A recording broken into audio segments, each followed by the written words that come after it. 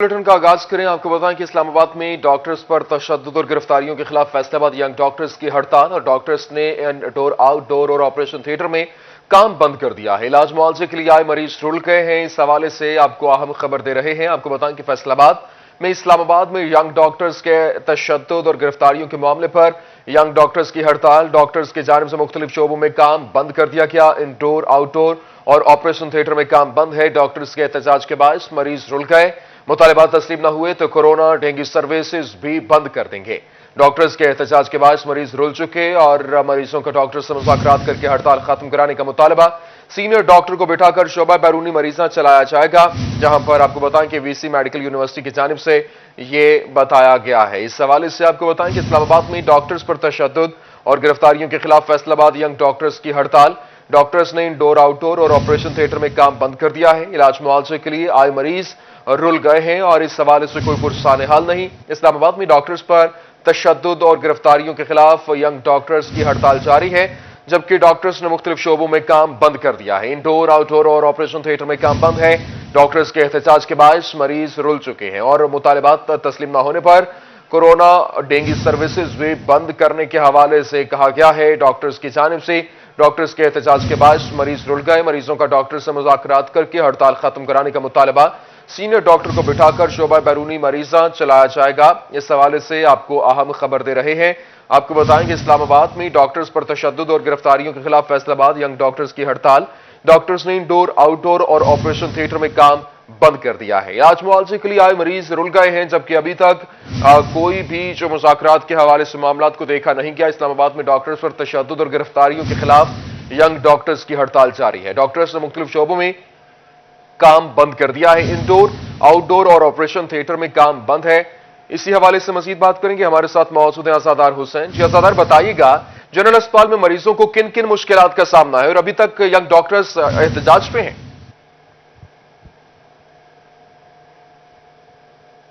जी बिल्कुल, young doctor association की जानिब से एहतजाज किया जा रहा है इस्लामाबाद में डॉक्टरों पर तशद्दुद और गिरफ्तारी के वाक़े पर। इस वक्त मैं अलाइड अस्पताल के शोबा बैरूनी मरीज़ा में मौजूद हूँ। यहाँ पे अगर रोज़ाना की बात की जाए तो 5 से 7 हज़ार मरीज़ इलाज मुआवजे के लिए यहाँ का रुख करते हैं।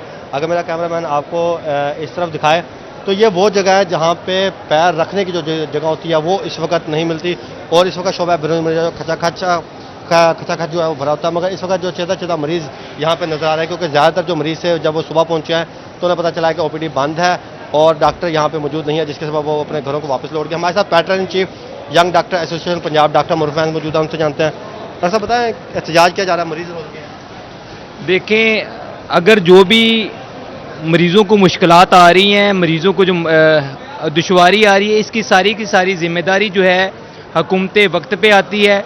क्योंकि कल पाकिस्तान ने नहीं, पूरी दुनिया ने देखा कि किस तरह बदतरीन रियासती तशद्दुद किया गया हमारे यंग डॉक्टर्स पे, हमारे मेडिकल स्टूडेंट्स पे, हमारी जो फीमेल लेडी डॉक्टर्स थी, हमारी फीमेल स्टूडेंट्स पे, उन पे डंडे बरसाए गए, आंसू गैस छोड़ी गई, उनको जेल में डाल के उन पे तशद्दुद किया गया, पुलिस वैन में तशद्दुद किया गया। तो उनकी हुकूमत पाकिस्तान की वजह से और जो पीटीआई के ओहदे दौरान हैं उनकी झूठी अना की वजह से आज ना सिर्फ मरीज रुल रहे हैं, बल्कि हमारे यंग डॉक्टर सरापा एहतजाज हैं, यंग डॉक्टर रुल रहे हैं, हमारे एफएससी के स्टूडेंट रुल रहे हैं और उनके स्टूडेंट्स के साथ उनके वालिदैन भी सरापा एहतजाज हैं। और बात कहाँ वजह क्या है?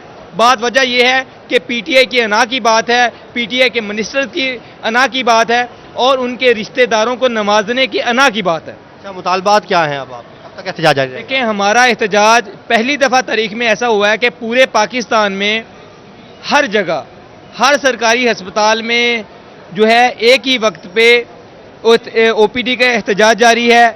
अपना ऑपरेशन थिएटर की सर्विसेज बंद है और पुरअमन एहतजाजी धरने दिए जा रहे हैं। मुतालबा एक ही है कि नेशनल लाइसेंसिंग एग्ज़ाम, जिसकी वजह से हमारे स्टूडेंट्स को, हमारे जो हाउस ऑफिसर्स हैं उनको परेशानी आ रही है, उनका खामखा का 1 से 2 साल का कैरियर का डिले आ रहा है, इसको फुल फॉर ख़त्म किया जाए।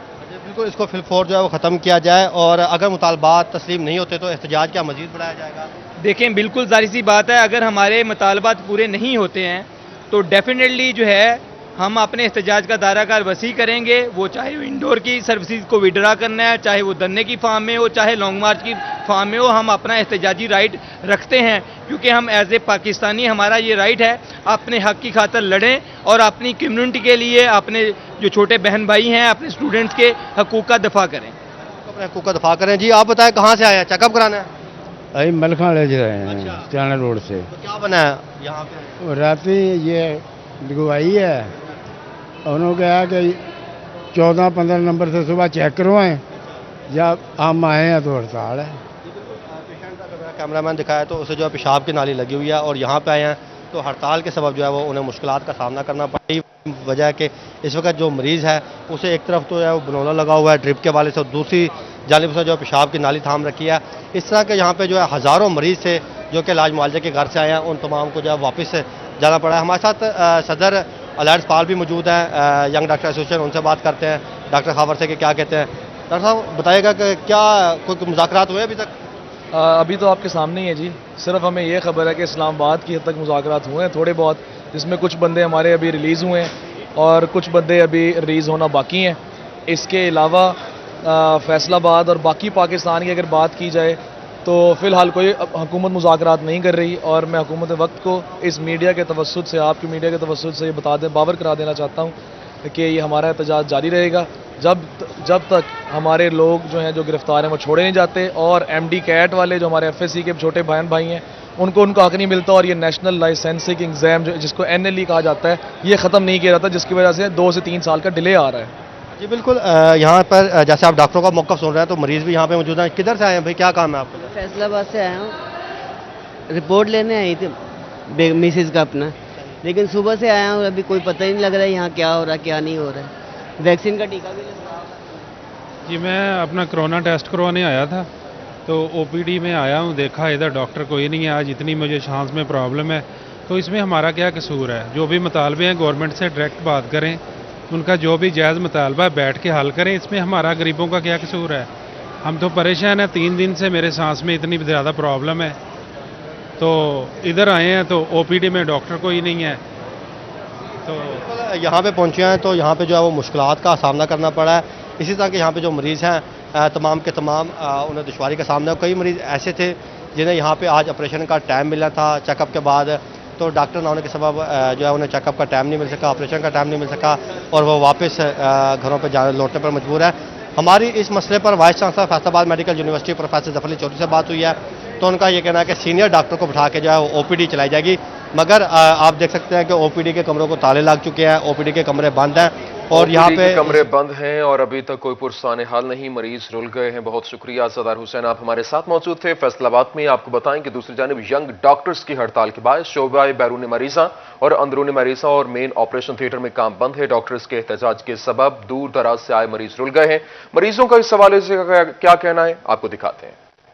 कराउना काफी दूर तो आया जी, इतने जलील खुआर होए पे डॉक्टर चेक भी नहीं कर रहा। जेडे कमरे जाने आग बगोला होए पे जिन्हें मुलाजिम ने गल ही नहीं सुन रहे जनाब, इन्होंने कोई पूछने वाला ही कोई नहीं है। पता नहीं ये कैसी हुकूमत आई। 5 बारी आए हैं सानू जी, रोज उसे मेरा बचाव नहीं जाता, तो कुछ उस बड़ी तुरिया नहीं चलता, तो भी होने हैं जी।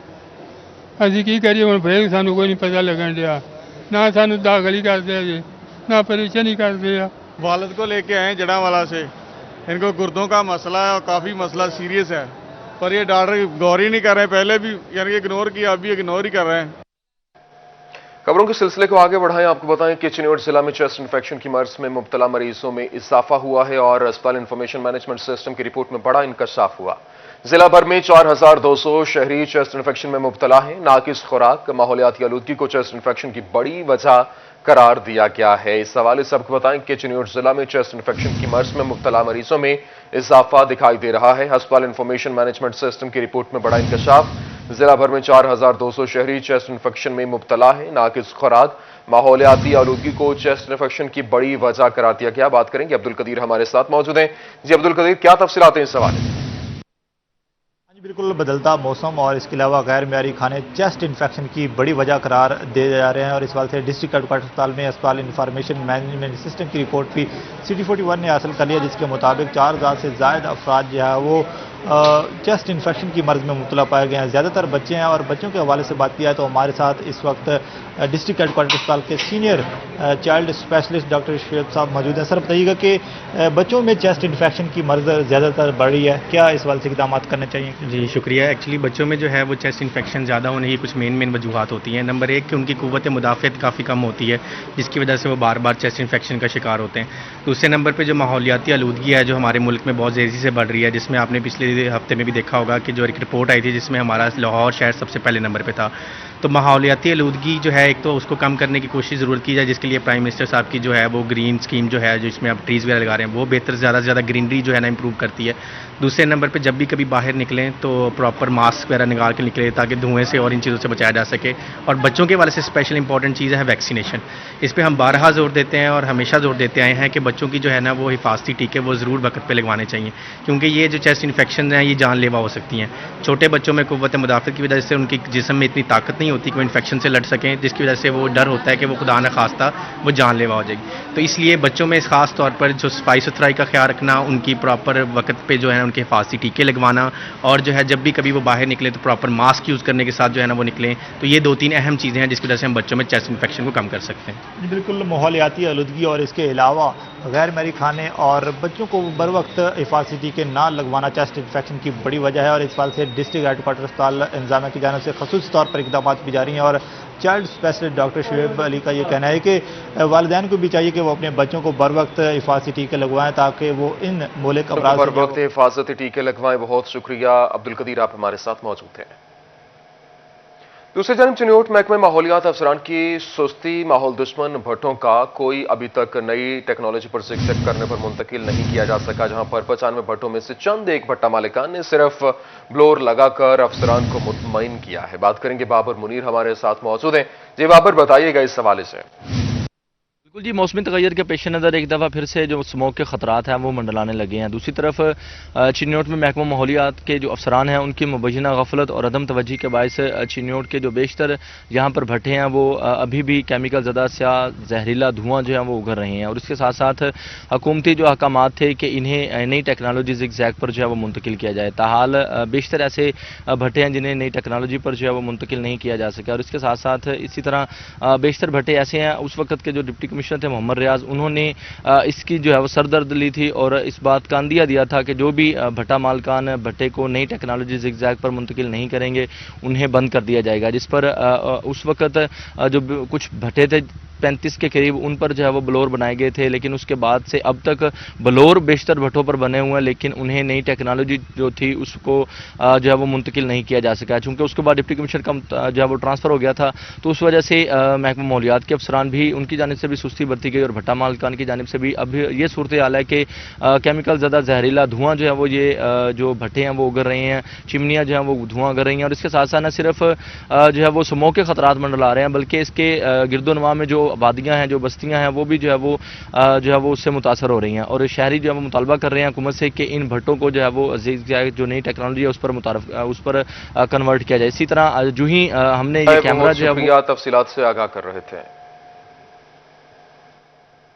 महंगी सर्विसेज सस्ते दामों वासा फैसलाबाद की जानिब से दो की मुश्किलात कम न हो सकी। यहाँ पर वहाँ वासा फैसलाबाद तमाम वासा से कम सब्सिडी लेकर और सार्फिन को सबसे ज्यादा सब्सिडी देने पर मजबूर है। पानी के फी घर अखराजात 950 रुपए जबकि औसतन बिल 120 रुपए है। सीवरेज के फी घर अखराजात 778 जबकि औसतन बिल 87 रुपए है। वासा की फी कनेक्शन सिर्फ सब्सिडी मुयसर है और यहाँ 1500 रुपए से जायद सब्सिडी देने पर मजबूर है। इसी पर बात करेंगे रमजान मिर्जा से। जी रमजान, इस हवाले से क्या तफसीलात हैं?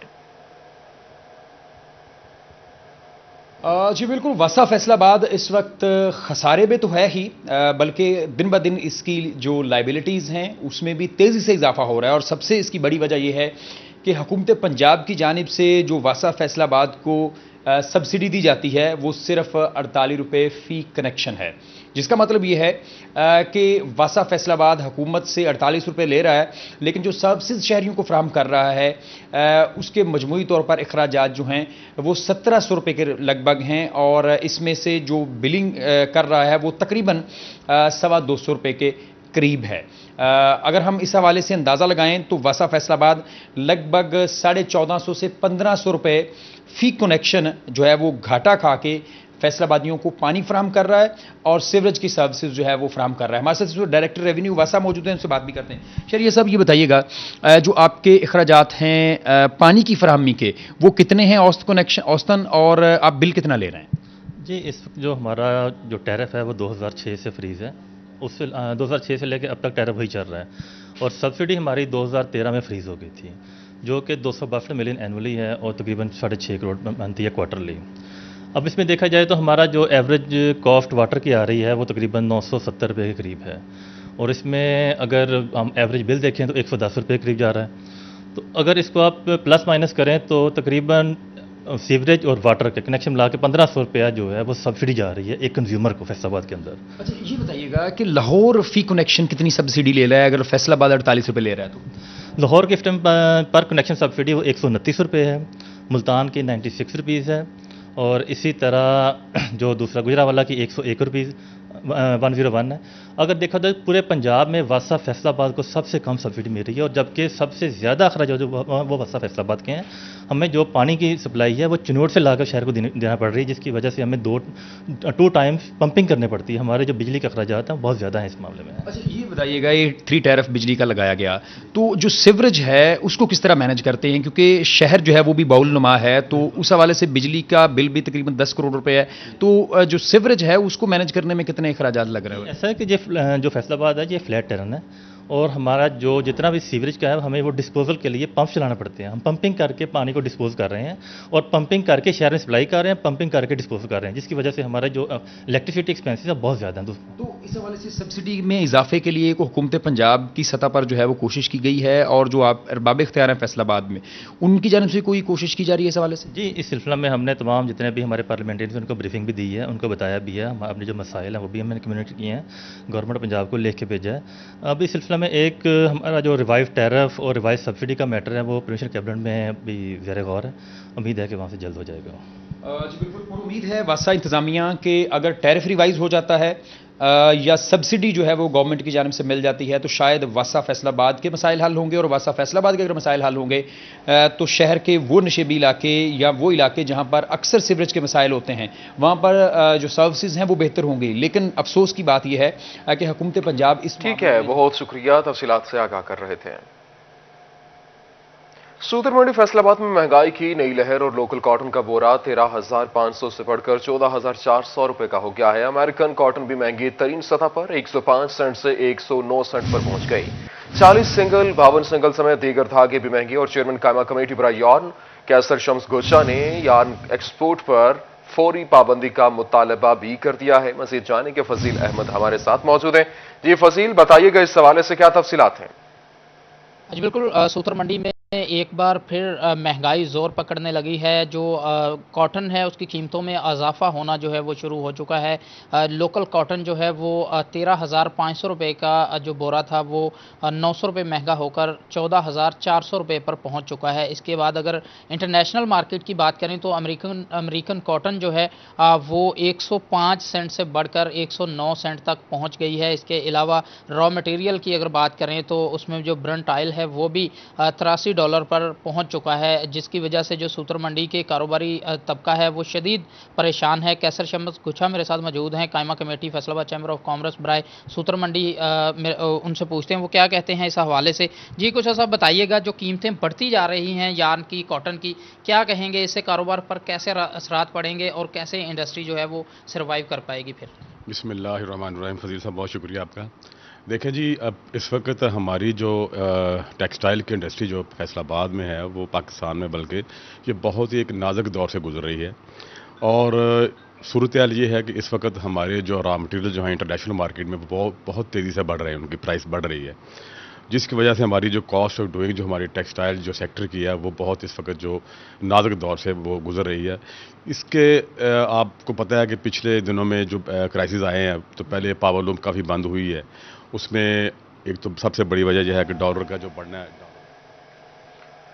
ठीक है, बहुत शुक्रिया, तफसीलात से आगाह कर रहे थे। खबरें और भी होंगी इस ब्रेक के बाद। टोबा टेक सिंह के लावारस और यतीम बच्चों के लिए हुकूमत पंजाब का अहम इकदाम एमपीएस सईद अहमद सईदी की काविश की बदौलत 9 करोड़ 90 लाख रुपए से मॉडर्न चिल्ड्रन होम की मंजूरी दे दी गई है और मंसूबा 2 साल में मुकम्मल किया जाएगा। इसी हवाले से बात करेंगे, शाहिद महमूद हमारे साथ मौजूद हैं। जी शाहिद, क्या तफसीलात हैं इस हवाले से?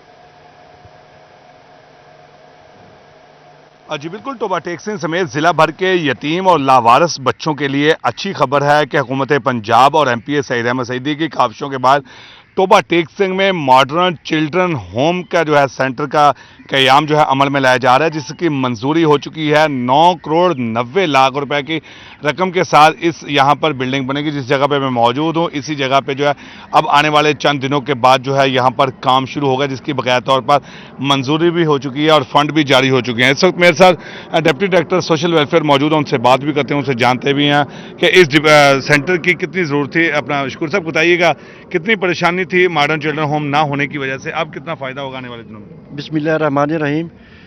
जब यहाँ पे ये नहीं था मॉडल चिल्ड्रन होम, तो हमें बहुत मसला था। हमारे पास बच्चे आते थे तो हम उनको मुल्तान या फैसलाबाद रेफ़र करते थे। तो ये बहुत अच्छा इकदाम है हुकूमत पंजाब का, वज़ीर आला पंजाब का, और ख़ास तौर पर मैं जनाब सईद अहमद सईदी साहब का शुक्रिया अदा करता हूँ, जिन्होंने अपनी ज़ाती कोशिशों से ये टोबा के लिए ये स्कीम मंजूर करवाई है। तो अल्हम्दुलिल्लाह इससे बहुत से बच्चों को फ़ायदा होगा। इसके लिए 9 करोड़ 90 लाख की जो है बजट मंजूर हो चुका है और अन करीब इसकी इंशाल्लाह यहाँ पे तामीर शुरू हो जाएगी। अच्छा बिल्कुल, इसमें बात सुनी डिप्टी डायरेक्टर सोशल वेलफेयर की। उनका कहना है कि बड़ा अच्छा इकदाम उठाया गया है कि क्योंकि बहुत सारे यतीम और लावारिस बच्चे जो है यहाँ पर आते थे, लेकिन उनको रिहाइश ना देने की वजह से जो है उनको दूसरे ज़िला में मुंतकिल करना पड़ता। लेकिन अब जो है उन बच्चों को भी मुल्क का अहम शहरी और बेहतरीन शहरी बनाने के हवाले से मॉडर्न चिल्ड्रन होम बनाया जाएगा, जिसमें दुनियावी और दीनी तालीम जो है बेहतरीन अंदाज से यहाँ पर उनको मुहैया की जाएगी, ताकि जब वो बड़े होकर जो है बाहर निकलें तो इस मुल्क की खिदमत जो है भरपूर अंदाज से कर सकें और ये ना समझें कि हमारे सर पर जो है हमारे वालिदैन का, हमारे बहन भाइयों का ताज नहीं था, जिसकी वजह से हम जो है बेहतरीन तालीम नहीं हासिल कर सके। ठीक है शाहिद महमूद, बहुत शुक्रिया आपका, तफसीलात से आगाह कर रहे थे। रुख करेंगे जंग के शहरियों को अब मिलेगा पीने का साफ पानी। पंजाब हुकूमत ने जिला के 12 मकामात पर फिल्ट्रेशन प्लांट लगाने की मंजूरी दे दी है। तहसील जंग में 2 मकामात पर फिल्ट्रेशन प्लांट लगाए जाएंगे, जबकि जंग के शहरियों को अब पीने का साफ पानी मिलेगा। पंजाब हुकूमत ने फिल्ट्रेशन प्लांट लगाने की मंजूरी देती है। मजीद जानेंगे मुबश्शिर हसन नकवी से। जी मुबश्शिर हसन नकवी, बताइएगा इस हवाले से क्या तफसीलात हैं, कब तक ये फिल्ट्रेशन प्लांट लगा दिया जाएगा?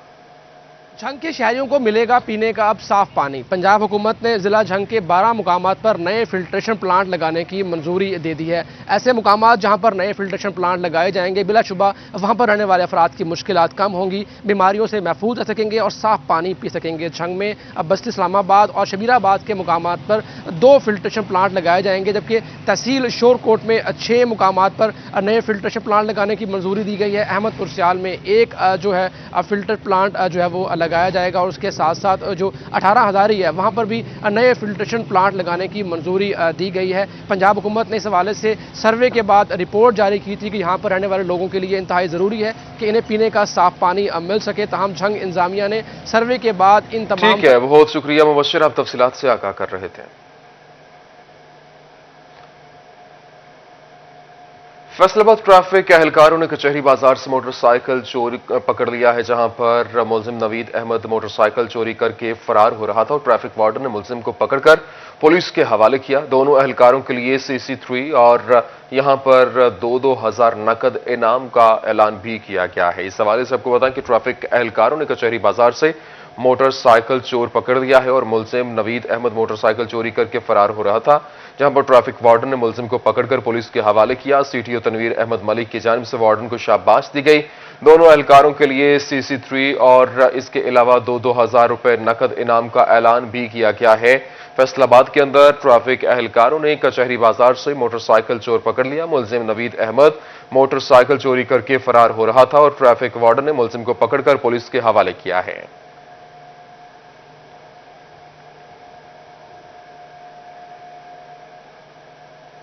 Regional police officer Imran Mahmood Jhang पहुंच चुके हैं, जहां पर DPO दफ्तर में जुराम की सूरत हाल का जायजा लेने के लिए पुलिस अफसरान को भी तलब कर लिया गया है और इनकी कारकर्दगी का जायजा भी लिया गया है। Regional police officer Imran Mahmood का दौरा जंग डीपीओ दफ्तर में क्राइम मीटिंग का इनेकाद किया गया। आरपीओ इमरान महमूद ने जुराइम की सूरत हाल का जायजा लिया और इश्तिहारी मुजरिमान को गिरफ्तार किया जाए, ये भी नोटिफिकेशन जो है वो बाकायदा तौर पर जारी हुआ और दौरान तफ्तीश मेरिट को यकीनी बनाया जाए। आवाम के जान माल का तहफ़्फ़ुज़ पुलिस की जिम्मेदारी है। आरपीओ की जानिब से इस हवाले से बात की गई। आपको बताएं कि regional police officer Imran Mahmood Jhang पहुंच चुके हैं, जहां पर डीपीओ दफ्तर में जुराइम की सूरत हाल का जायजा लेने के लिए पुलिस अफसरान को तलब भी किया गया है और उनकी कारकर्दगी का जायजा भी लिया गया है। और regional police officer Imran Mahmood का दौरा जंग डीपीओ दफ्तर में क्राइम मीटिंग का इनेकाद। आरपीओ इमरान महमूद ने जुराइम की सूरत हाल का जायजा लिया, इश्तिहारी मुजरिमान को गिरफ्तार किया जाए, दौरान तफ्तीश मेरिट को यकीनी बनाया जाए। आवाम के जान माल का तहफ़्फ़ुज़ पुलिस की जिम्मेदारी है। इस हवाले से आपको बताएं कि आरपीओ की जानिब से ये अहकाम भी जारी किए गए। आरपीओ इमरान महमूद जंग पहुंच चुके हैं और जहां पर डीपीओ दफ्तर में जुराइम की सूरत हाल का जायजा लेने के लिए पुलिस अफसरान को तलब किया गया है। मजीद जाने के मुबश्शिर हसन नकवी हमारे साथ मौजूद हैं।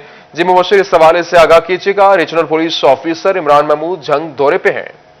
अच्छा, बिल्कुल। Regional police officer Faisalabad Imran Mahmood Jhang में मौजूद हैं। अब से कुछ देर पहले उन्होंने डीपीओ दफ्तर में एक मीटिंग की सदारत की। इस मीटिंग में जो है वो जराइम की सूरत हाल का जायजा लिया गया। डीपीओ जंग, हसन असद अलवी, डीएसपीज और दीगर जो मुतल्लिका थानों के एसएचओज थे वो भी मीटिंग में शरीक थे। जो आरपी फैसलाबाद थे इमरान महमूद, उनका ये कहना था कि पुलिस जो है वो आवाम के जानो माल के तहफ़्फ़ुज़ को यकीनी बनाया जाए, क्राइम रेट को कम करने के लिए तमाम तर जो वसाइल हैं उनको बरूए कार लाया जाए। तो हम आरपीओ को ये भी कहना था कि जो अफसरान की कारकर्दगी है वो खासी मायूस कुन है। तमाम अफसरान अपनी कारकर्दगी को बेहतर करें, खासतौर पर सिटी सर्कल जो है वो इसमें कारकर्दगी को बेहतर किया जाए। यहाँ पर किसी भी तौर पर जो क्राइम रेट में इजाफा काबिल कबूल नहीं होगा। तो हम उनका ये भी कहना था कि इश्तिहारी मुजरिमान की गिरफ्तारी को यकीनी बनाया जाए और तफ्तीश के अमल में जो है वो मेरिट जो है वो इसको खास तौर पर मद्देनजर रखा जाए। मेरिट की रजियां अगर उड़ाई गई तो मुतल्लिका पुलिस मुलाजिम के खिलाफ, मुतल्लिका पुलिस अफसर के खिलाफ सख्त कार्रवाई अमल में लाई जाएगी। ठीक है, बहुत शुक्रिया मुबश्शिर हसन नकवी, आप तफसीलात से आगाह कर रहे थे। मजीद खबरें इस ब्रेक के बाद। Welcome back. खबरों के सिलसिले को आगे बढ़ाएं। आपको बताएं, पुलिस और प्रोसिक्यूशन की नाकिस कारकर्दगी कत्ल के जुर्म में सजाए मौत पाने वाले कैदियों के बरी होने के रुझान में इजाफा हुआ है और मकतूलिन के वरसा परेशान हैं। लाहौर हाईकोर्ट ने बहनोई को कत्ल करने के जुर्म में सजाए मौत पाने वाले कैदी को अदम सबूत पर बरी कर दिया, जबकि प्रोसिक्यूशन और पुलिस की नाकिस कारकर्दगी कत्ल के जुर्म में सजाए मौत पाने वाले कैदियों के बरी होने के रुझान में इजाफा, मकतूलिन के वरसा परेशान। लाहौर हाईकोर्ट ने सजाए मौत पाने वाले कैदी को अदम सबूत पर बरी कर दिया है। बात करेंगे, हमारे साथ मौजूद है मलिक अशरफ। मलिक अशरफ, इस हवाले से क्या तफसीलात हैं? जी, लाहौर हाईकोर्ट ने थाना गढ़ महाराजा जिला जंग के रैशी मुजाहर अब्बास को कत्ल के जुर्म में बरी कर दिया है। लाहौर हाईकोर्ट के जस्टिस सदाकत अली खान और जस्टिस शाहराम सरवर चौधरी पर मुश्तमिल दौरकुनी बेंच के रूबरू सजाए मौत के कैदी मुजाहर अब्बास की अपील पर समाअत हुई है, जिसमें उस पर इल्जाम यह था कि उसने अपने बहनोई इमरान हैदर को घरेलू झगड़े पे उनको कत्ल कर दिया था और जंग की ट्रायल कोर्ट ने मुलजिम को सजा मौत दी थी। तो वकील का ये कहना है कि गवाहों के तजाद और मेडिकल रिपोर्ट्स में तजाद होने के बावजूद सेशन जज ने इनको सजा मौत का हुक्म सुनाया है। अदालत की ये सजा की गई थी कि अदालत इसको बरी करने का हुक्म देता। हम सरकारी वकील की मुखालफत की और अदालत ने दोनों फरीकैन के वकला के दलाइल सुनने के बाद सजाए मौत के कैदी मुजाहर अब्बास को बरी करने का हुक्म दिया है और मुलजिम के खिलाफ 12 अक्टूबर 2015 को थाना गढ़ महाराजा जिला जंग में कत्ल का मुकदमा दर्ज हुआ था। जी ठीक है, बहुत शुक्रिया मलिक अशरफ, आप हमारे साथ मौजूद थे। फैसलाबाद समेत पंजाब भर में दही मराकज़ माल कायम करने का मकसद क्या है? कौन सी रेवेन्यू सर्विसेज मुहैया होंगी? शहरी किन सहूलियात से फायदा उठा सकेंगे? डिजिटल गिरदावरी का क्या फायदा होगा? फैसलाबाद समेत पंजाब भर में दही मरकज़ माल कायम कर दिया गया। इन तमाम तर सवालात के जवाब जानना बहुत जरूरी है। इसी हवाले से मजीद बात करेंगे। अब्दुर्रहमान हमारे साथ मौजूद हैं। जी अब्दुर्रहमान, बताइएगा इस हवाले से। जब बात की जाए दही मरकज़ माल के हवाले से, तो यहाँ पर पंजाब हुकूमत की जानब से फैसलाबाद समेत पंजाब भर में कायम किए गए, जहाँ पर वहाँ पर रहने वाले लोग हैं दही इलाकों के, वो भी अपनी सर्विसेज हासिल कर सकेंगे। क्या क्या सर्विसेज होंगी, क्या क्या फ़ायदा होगा, डिजिटल गिरदावरी क्या है, इसका मकसद क्या है, ये हमारे साथ डायरेक्टर इंफॉर्मेशन मोहम्मद अवैस साहब मौजूद हैं। आप सब बताइएगा मुझे क्या पर्पज़ है? दही मरकज़ माल असल में जो है ना पंजाब हुकूमत का रेवेन्यू डिपार्टमेंट का ख़ास तौर पे पटवार सर्कल पे लोगों को फ़र्द राजी के इंतकालात और दीगर जो है अमूर राजी से मुतल्लिका वो उनको दहलीज पे पहुंचाना है। पहले जो है दूर दराज से इलाके के लोगों को लैंड रिकॉर्ड सेंटर आना पड़ता था इस मकसद के लिए। लैंड रिकॉर्ड सेंटर की ये जो है सब ब्रांच है दही मरकज़ माल, ये पूरे पंजाब में जो है इसका जाल बिछाया गया है। फैसलाबाद में भी पटवार सर्कल पे ये 20 से ज़्यादा कायम हो गए हैं। सुबह 9 से 4 बजे तक फंक्शनल रहते हैं और लोगों को फ़ीस भी उधर ही पे करने की सहूलत अब फ्राहम कर दी गई है ताकि उन्हें बैंक के भी चक्कर ना लगाने पड़े और वहाँ से वो अपने जो मुतल्लिका राजी से मुतल्लिका डॉक्यूमेंट्स हैं वो फौरी हासिल कर सकें। इसका दायरा मज़ीद वसी किया जा रहा है। जो बाकी रह गई हैं पटवार सर्कल उसमें भी मरहलावार जो है ये बनाए जा रहे हैं।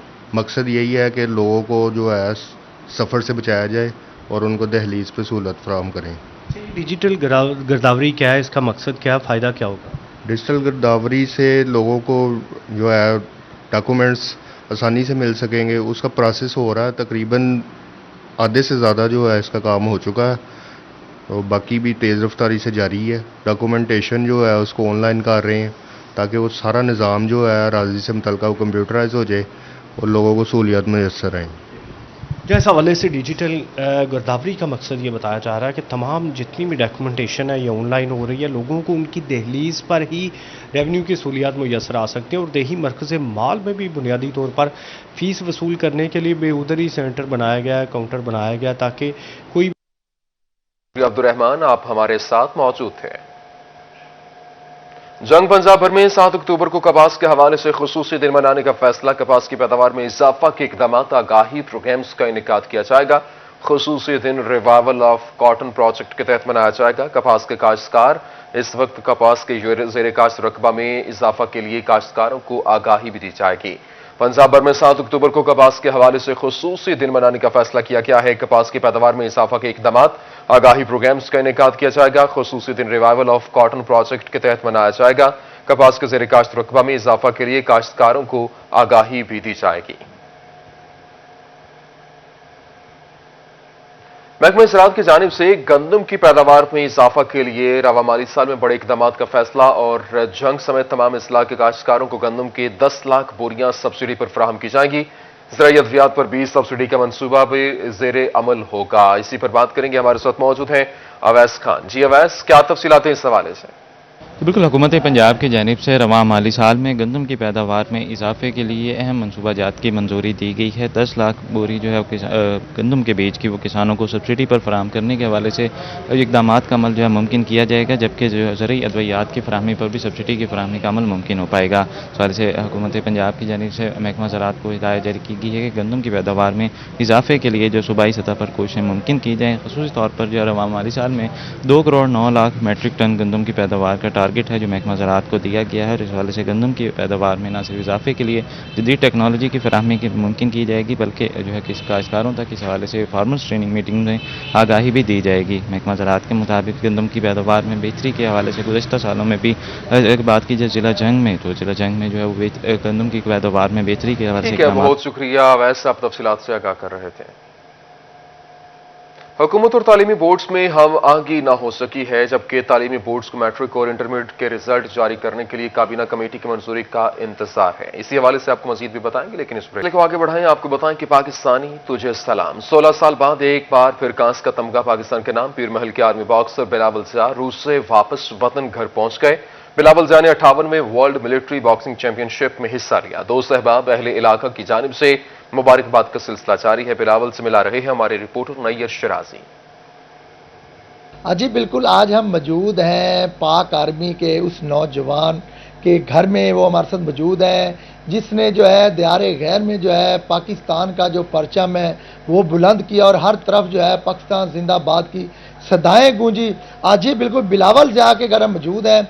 बिलावल ज़िया वो नौजवान है जिन्होंने पाक आर्मी को जो है 16 साल बाद जो है ये कांसी का तमगा पाकिस्तान के नाम हुआ है।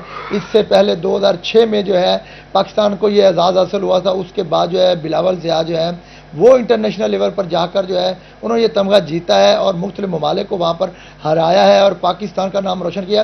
बिलावल ज़िया हमारे साथ मौजूद भी हैं, उनसे पूछते हैं कि वो क्या कहते हैं। उनसे पूछेंगे उनके कैरियर के बारे में कि उनको बॉक्सिंग का शौक़ कैसे लगा, आर्मी में किस तरह गए और कौन कौन से यहाँ पर इवेंट्स उन्होंने जीते हैं। जी बिलावल, पहले तो आपको बहुत बहुत मुबारक हो, आप हमारे हीरो हैं पाकिस्तान के, आपने पाकिस्तान का नाम जो है दायरे गैर में रोशन किया है, तो क्या कहेंगे, आपको शौक बॉक्सिंग का कैसे लगा और आर्मी में कैसे गया? मैं जब 14 साल की उम्र में था तो तब मैं Abbottabad boys scheme PT school में मेरी यानी कि उधर सिलेक्शन हुई, तो उधर से उन्होंने मुझे बॉक्सिंग टीम में सेलेक्ट किया। 6 साल मैंने उधर ट्रेनिंग की, उसके बाद मैं आर्मी टीम के लिए सिलेक्ट हो गया और अल्हम्दुलिल्लाह मेरे जितने भी उस्ताद यानी कि उस्ताद हैं, जितने भी उस्ताद साहबान हैं, उन्होंने मेरे ऊपर बहुत मेहनत की और उनका मैंने सर झुकने नहीं दिया, मैंने मेहनत को बरकरार रखा। मैंने army championship, national, inter services ये खेलने के बाद अल्हम्दुलिल्लाह मैं बाहर गया हूँ और ये मेडल लेकर आया हूँ। वहाँ पर आपने किस किस मुल्क के खिलाड़ियों से आपका पाला पड़ा और किस किस को हराया? पहला मेरा यानी कि जो मैच हुआ है वो यमन के साथ हुआ है, दूसरा मैच मेरा कांगो के साथ हुआ है और तीसरा मेरा रशिया के साथ हुआ है। यकीनन आपने बड़ी मेहनत की है बिलावल, उसको मैं देख रहा था, आपकी जो पहली वीडियो थी मुकाबले की, उसमें आपकी आंख भी काफ़ी जख्मी थी, आप भी है, तो आगे क्या मिशन रखते हैं पाकिस्तानी के लिए, क्या सोच रखते हैं, क्या फीलिंग है आपकी? इंशाल्लाह मैं अपनी फुल ट्रेनिंग करूंगा, मेहनत करूंगा, क्योंकि जो हमारे कोच साहबान हैं, सर निसार हो गए, सर कमर हो गए, अहमद अली साहब हो गए, इरफान साहब हो गए, शबीर साहब हो गए, इन्होंने मेरे ऊपर बहुत स्ट्रगल की, बहुत मेहनत की है और उनका मैं कभी सर झुकने नहीं दूंगा, ना अपने पाकिस्तान का। इंशाल्लाह पाकिस्तान का झंडा लहराऊंगा और इंशाल्लाह गोल्ड लेकर आऊँगा। जी बिल्कुल, जिस तरह आपने बिलावल से ठीक है, बहुत शुक्रिया नैयर, आप तफसीलात से आगाह कर रहे थे। खबरों के सिलसिले को आगे बढ़ाएं, आपको बताएं कि शोरकोट हफ्ता शान रहमतुल आलमीन म्यूनिसिपल कमेटी ऑफिस में इजलास और तकरीबात के हवाले से इंतजामात का जायजा लिया गया। तकरीबात 2 से 11 रबीउल अव्वल तक जारी रहेंगी। मजीद बताएंगे शहजाद अली। जी शहजाद, आगाह कीजिएगा। आलमीन के तकरीबात के हवाले से आज म्यूनसिपल कमेटी में एक मीटिंग का इनकाद किया गया है, जिसकी जो सदारत है वो असिस्टेंट कमिश्नर फजल अब्बास ने की है। इस मौके पर तहसील कौंसिल के सीओ अनवर बेग और म्यूनसिपल कमेटी के जो सीओ हैं तारिक बेग के अलावा मुख्तलिफ स्कूलों कॉलेज के जो प्रिंसिपल साहिबान, रेस्क्यू और जो दीगर महकमों के इंचार्ज हैं वो भी इस मौके पर मौजूद थे। तो मेरे साथ इस पर असिस्टेंट कमिश्नर शोरकोट फजल अब्बास मौजूद हैं, इनसे जानते हैं। सर ये बताइएगा कि किस तरीके से शुरू होकर कब तक ये तकरीबात का जो सिलसिला है वो जारी रहेगा और क्या क्या इसमें किया जा रहा है? बिस्मिल्लाहिर्रहमानिर्रहीम, जैसा कि आपने बताया 2 रबीउल अव्वल से लेकर ये प्रोग्राम शुरू हो रहे हैं और ये 11 रबीउल अव्वल तक हैं। इसमें 4 तरह के प्रोग्राम हैं जिनकी तफसील मैं बता देता हूँ। उसमें से एक प्रोग्राम जो है वो किरत के प्रोग्राम हैं, दूसरे नातिया प्रोग्राम हैं, तीसरे जो हैं वो तकरीरी प्रोग्राम हैं, फिर मिलादुन्नबी का आखिरी प्रोग्राम होगा।